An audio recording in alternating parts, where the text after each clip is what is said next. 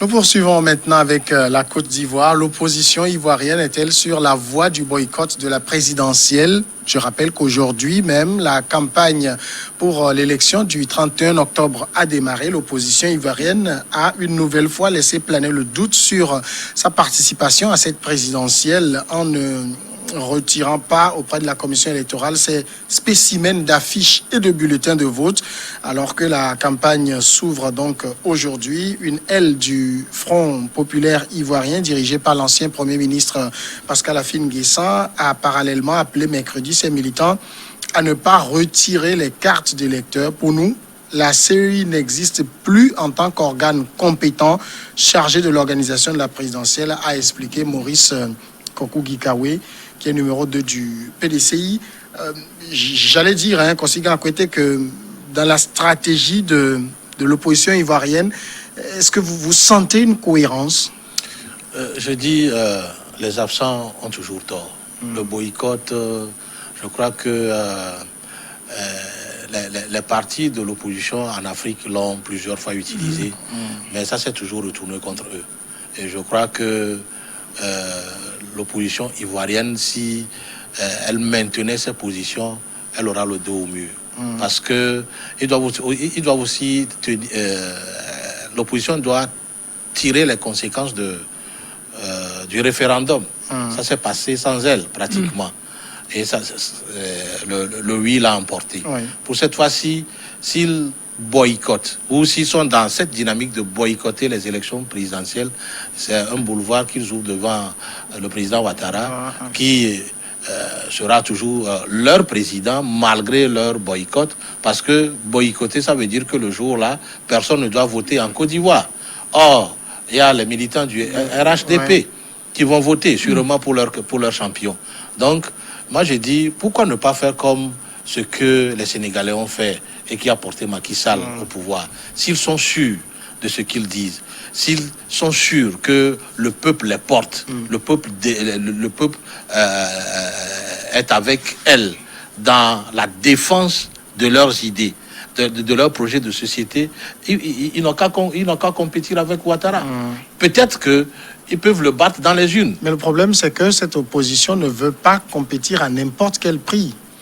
Mais moi, j'ai dit, au même moment, ils peuvent mener la lutte sur les deux fronts. C'est-à-dire, arriver leurs militants à aller retirer les cartes, rentrer dans la pré-campagne et tout, et négocier ou faire du lobbying pour qu'il y ait un petit dialogue, ne serait-ce que pour corriger ce qui a corrigé, aller aux élections. Parce que ce qui est sûr, Ouattara aussi ne peut pas leur ouvrir totalement les vannes. Oui. Le pouvoir s'arrache. Si nous voulons prendre l'exemple sénégalais, le président Ouad avait les manettes en main. Mais comme son opposition, conduite dans le temps par Macky Sall, se sont bien organisés, ils ont eu le deuxième tour et au deuxième tour, ils l'ont battu. Bien qu'il avait les manettes en main. Donc, ils peuvent faire la même chose en Côte d'Ivoire parce qu'aujourd'hui, nous ne pourrons même pas souhaiter une deuxième guerre en Côte d'Ivoire. Non. Et quand la Côte d'Ivoire sera enrhumée, je crois que tous les pays de la sous-région francophone auront aussi des problèmes. Donc, il n'est pas à souhaiter qu'aujourd'hui, l'opposition demeure dans cette dynamique de boycott.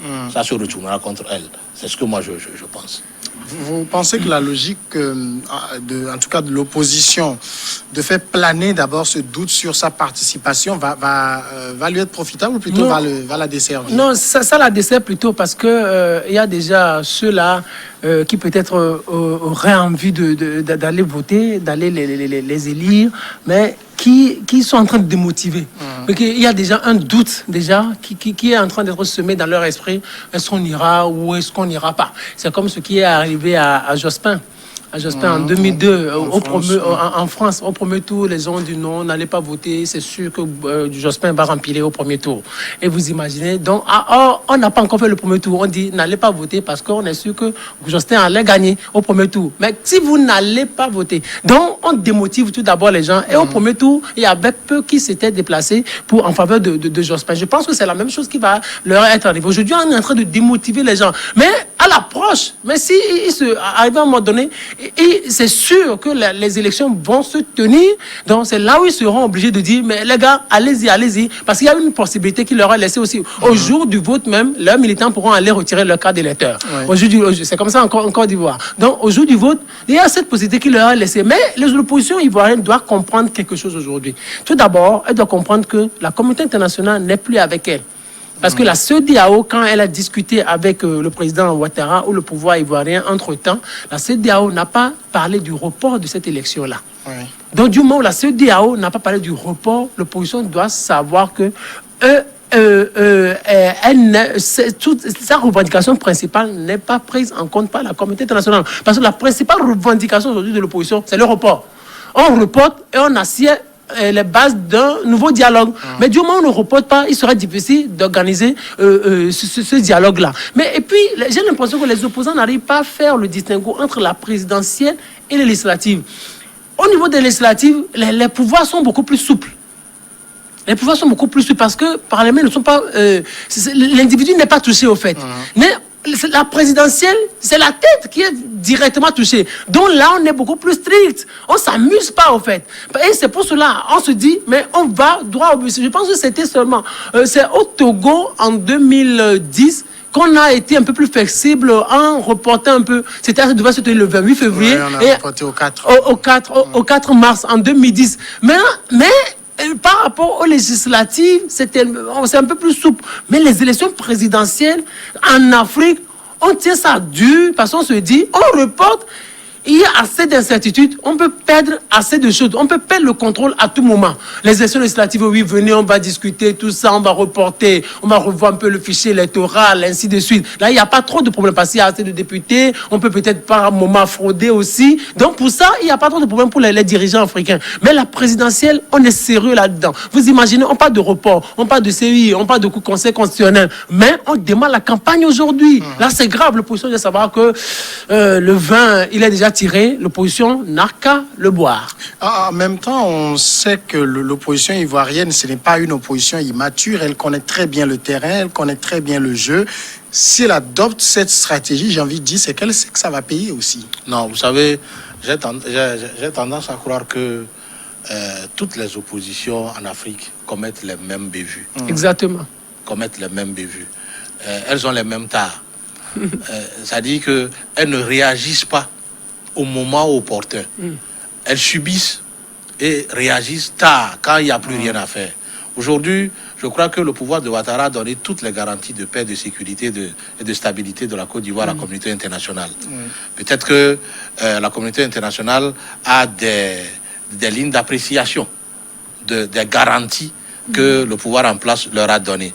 Dès que la stabilité, la paix, la sécurité est garantie, on peut dire, OK, allez aux élections. Maintenant, quitte à l'opposition de mettre le peuple à blanc, de défendre son projet de société et d'aller à cette élection contre le président Ouattara. Vous savez, cette histoire de troisième mandat, c'est anticonstitutionnel ou pas, je crois que ce débat est déjà dépassé. Puisque le gars, il est déjà dedans, il est déjà dans la course.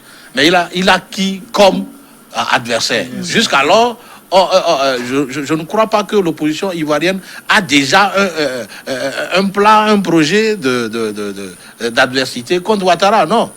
Il mélange les pédales, quitte à appeler trop tardivement cette communauté internationale à solliciter un report qui n'existe plus.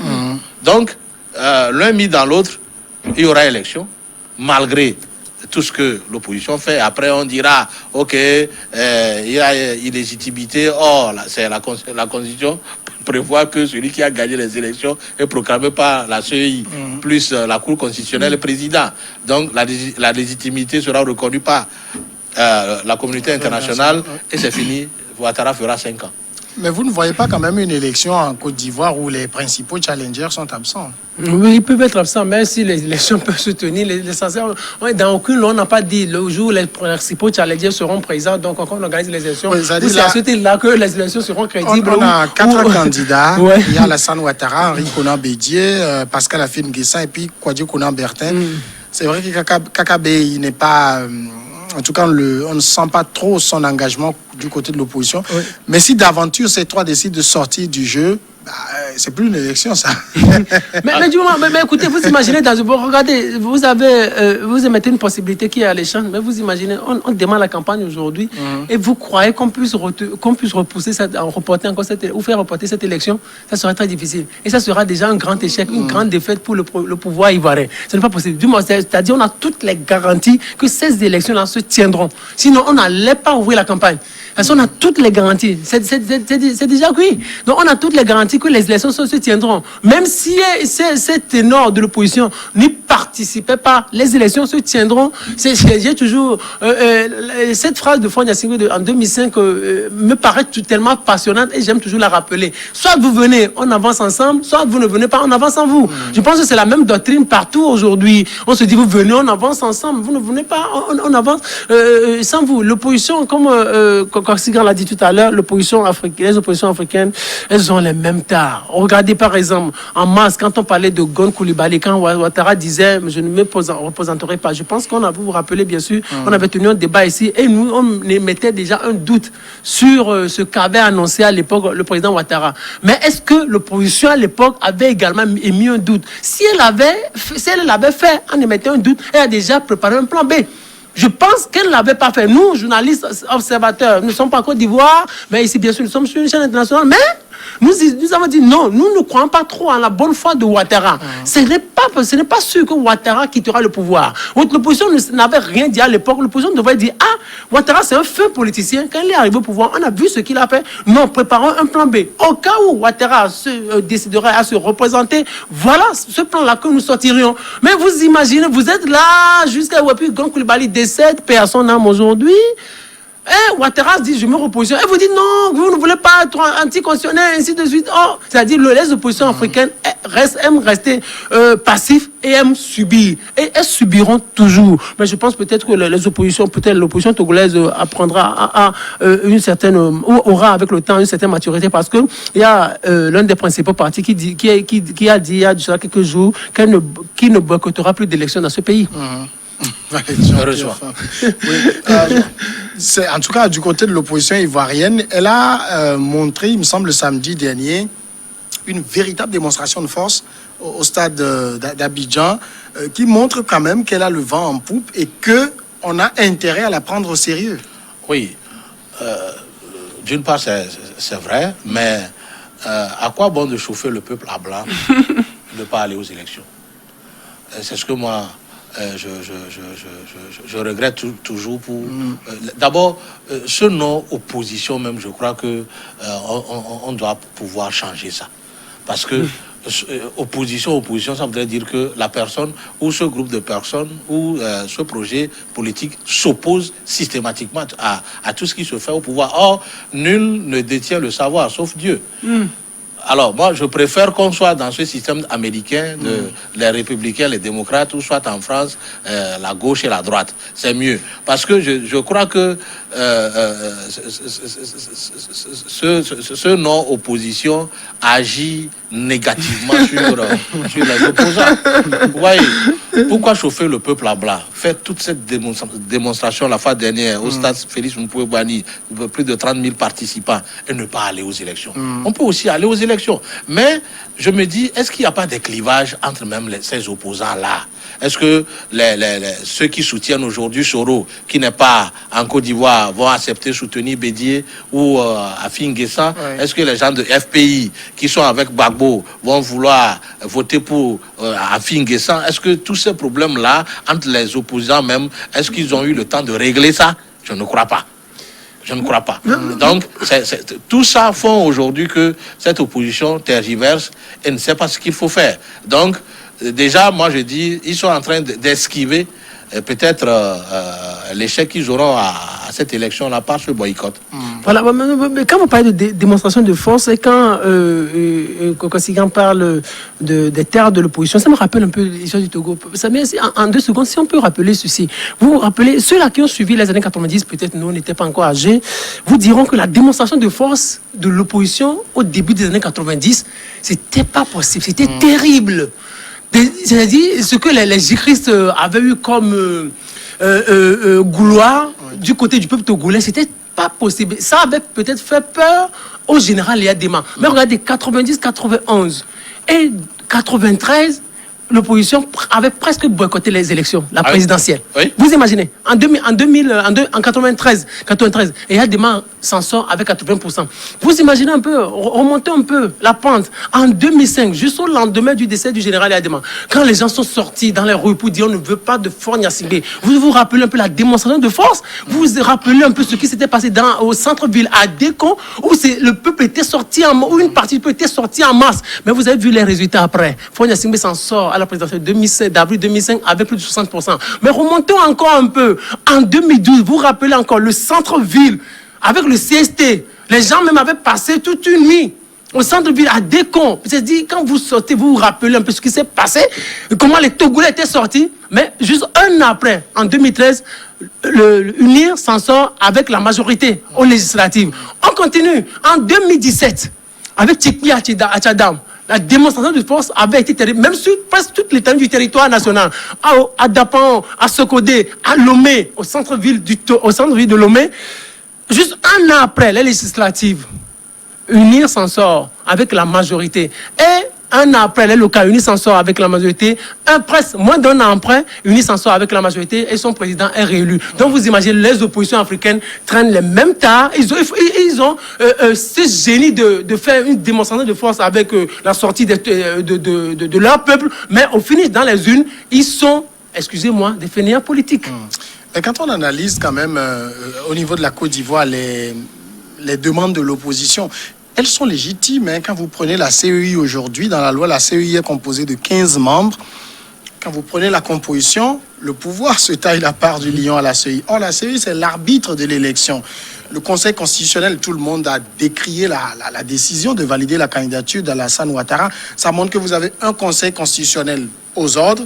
Donc, quand vous avez un match à livrer et que l'arbitre, les juges de touche, moi je ne sais pas, le commissaire au match, tout ce monde est acquis à votre adversaire, je ne sais pas si ça fait bien de continuer Samuel, ce je match. rebondis un peu sur ce qu'a dit mon confrère tout à l'heure là.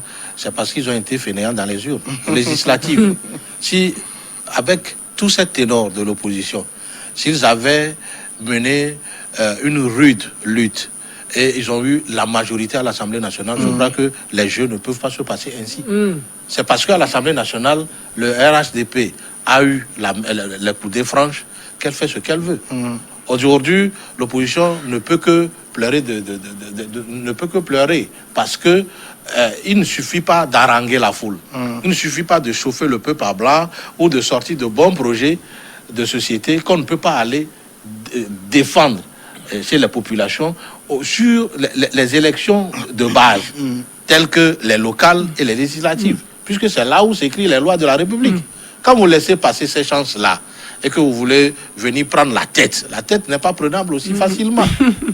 Donc, je dis, les oppositions en Afrique perdent le temps dans ce qui n'est pas trop utile à elles-mêmes.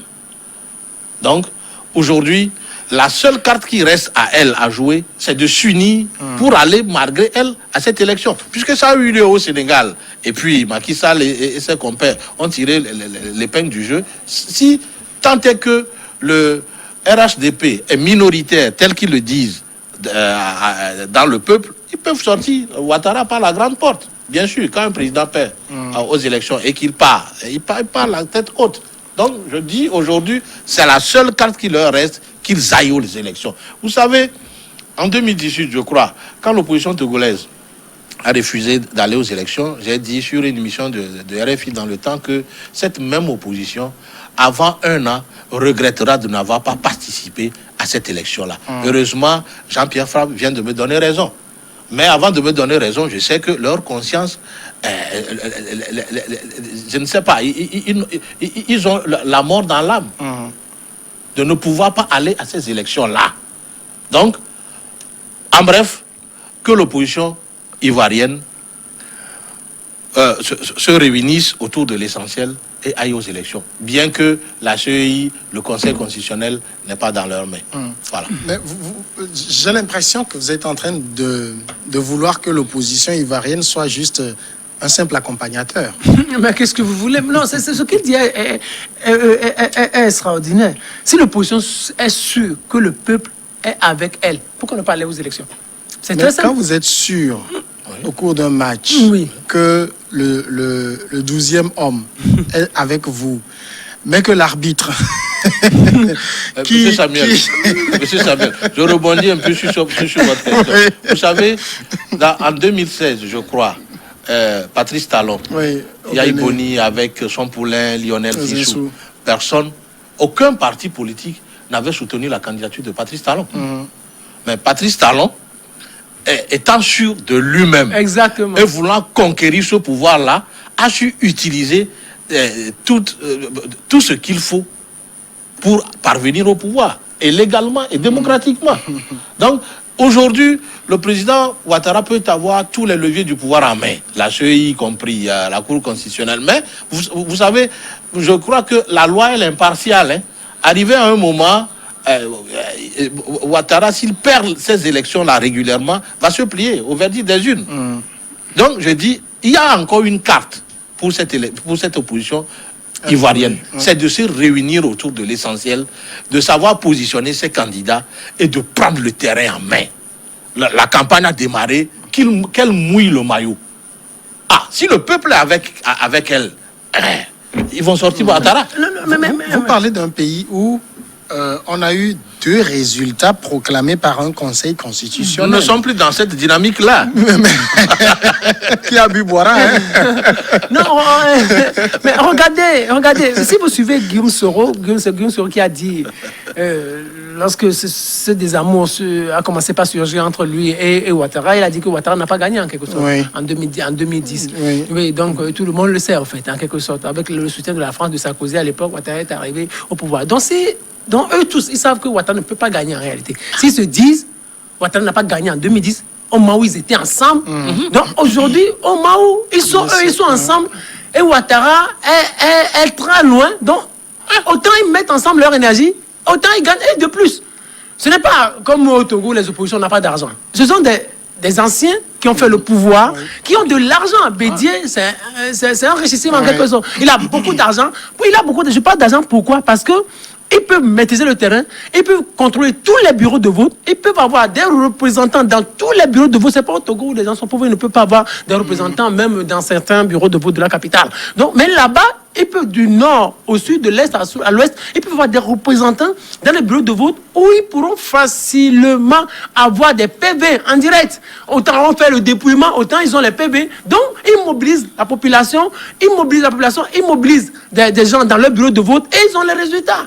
Donc, le jour où ils auront tous les résultats, il serait difficile à Ouattara de prouver ou d'afficher ou de faire afficher les résultats contraires. Le problème avec Gbagbo, c'est que Gbagbo n'a pas été,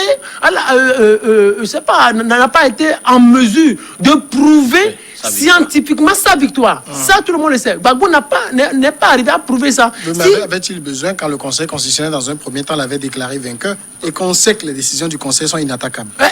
Exactement. Donc, c'était même le Conseil ici. se dédira après. Avec Ouattara, avec l'appui de la communauté internationale. Mais c'est sans dire ce pays, il y a eu le président Ouattara qui n'arrivait pas à arriver au pouvoir, qui appelle Sarkozy, monsieur le président, s'il vous plaît, faites quelque chose. Vous imaginez. Donc, je pense que c'est la même chose qui va se passer. Hein. Mais Ouattara est déjà au pouvoir, Macron lui a déjà donné sa bénédiction. Mais si les opposants se comportent toujours comme ça, il sera difficile à Macron de dire le contraire, de ne pas soutenir Ouattara. Donc, ils ont l'argent, ils se disent, ils ont le peuple avec eux, ils ont des ressources humaines, donc qu'ils les mettent en mouvement et c'est fini, ils vont gagner Ouattara, il n'y a pas de problème. Donc le fait de dire ce qu'on conseille constitutionnel, tout ça, tout le monde aura les résultats seront publics, tout le monde aura les résultats, il n'y aura pas de problème. Le reste, c'est l'âme des faibles, au fait. Mais ça pose quel problème si le pouvoir ivoirien écoute l'opposition, qu'on aille à des discussions et qu'on s'entende sur le minimum? Je crois que nous ne sommes plus à ce niveau. Si nous voulons mener un débat franc, Ouattara ne fera plus marche arrière. Sinon, je crois que il y a certaines réactions de ses pairs de la sous-région qui ne coïncident pas avec ses points de vue. Mais malgré cela, Ouattara dit j'irai à cette élection-là. La fois dernière même, j'ai lu une de ses interventions où il disait il est forcé, ou il est pris de coup par... on dirait que ce sont les circonstances actuelles qui le forcent à aller à ces élections-là. Donc, c'est comme si il n'y a pas quelqu'un qui peut assumer ses arrières. Donc, dans cette dynamique-là, la seule chose capable de faire déchanter Ouattara aujourd'hui, c'est aller aux élections contre lui. Si